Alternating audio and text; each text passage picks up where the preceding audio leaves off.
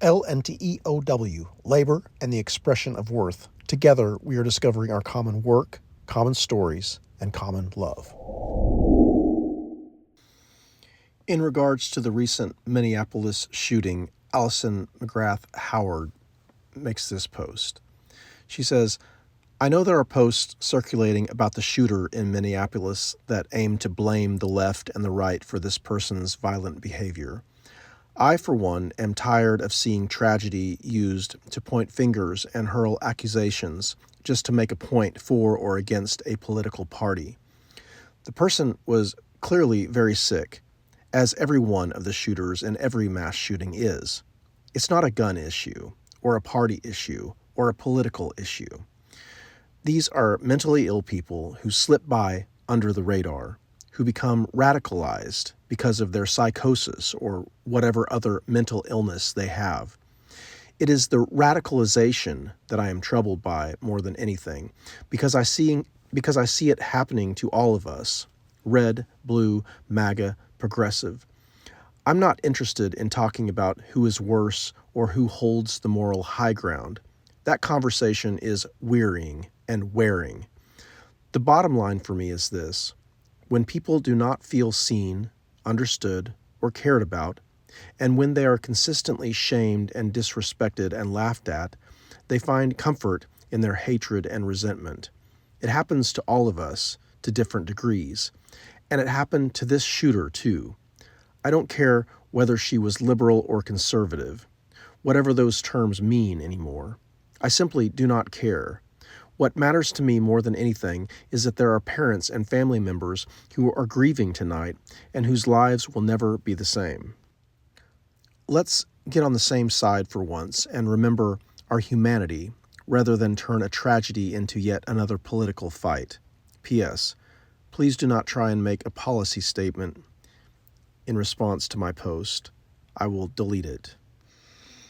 And I respond, who created the mental illness radar? Who is calibrating that radar? Who is in charge of operating that radar?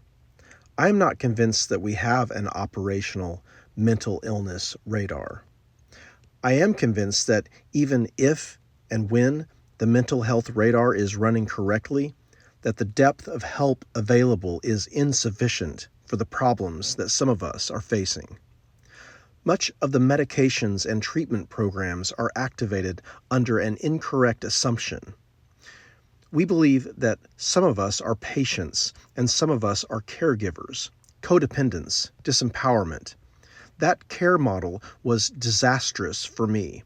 Therefore, I challenge that model and all the assumptions that go along with it. I suggest that we back up and reapproach entirely. I think that incidents like these shootings are just beginning to humble us enough to take an honest look at who we are. We are just beginning to acknowledge our lack of collective wisdom. We are beginning to understand how ill-equipped we are to accompany one another through the appropriate shadow work. The shadow work we are being called to asks us to work together, to communicate, to problem solve in ways that we are currently incapable.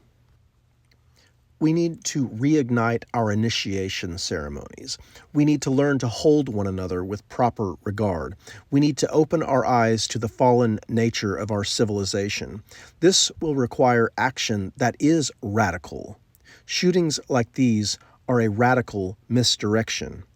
Here's one point that I believe is important. The term radicalized should not be synonymous with hate and fear. The shadow work that must be done requires a radical alteration in our collective course. Applying ourselves fully to perennial wisdom, in fact, is a radical move in our world today. In order to tend to the collective work, a radically compassionate, radically nurturing, radically generous work must be done. Mental illness is our problem. We were all born into a world with very serious mental health problems. These issues are more pronounced in some of us, but it's still our shadow work to do. And I can say for myself that the medications and help that I was offered were not sufficient. My personal healing journey led me out into a radical journey, out into the wilderness to heal. And honestly, it appears to me that many folks do not quite understand what it is that I am doing. I believe that we need to make more room for intentional healing. And this means radically stepping away from the status quo, because it is the status quo which is both cause and symptom of our collective brokenness.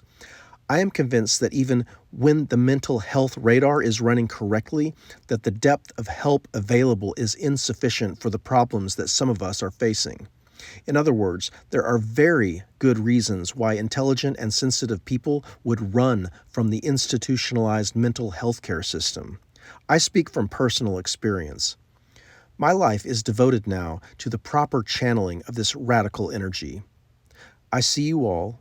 I honor your path. The divine in me acknowledges the divine in you. May each of us be led by the deepest wisdom on our path of healing. Blessings always. I think it's important to note that Allison McGrath Howard is a mental health care professional, and that also there was absolutely no response to this message that I left on her thread.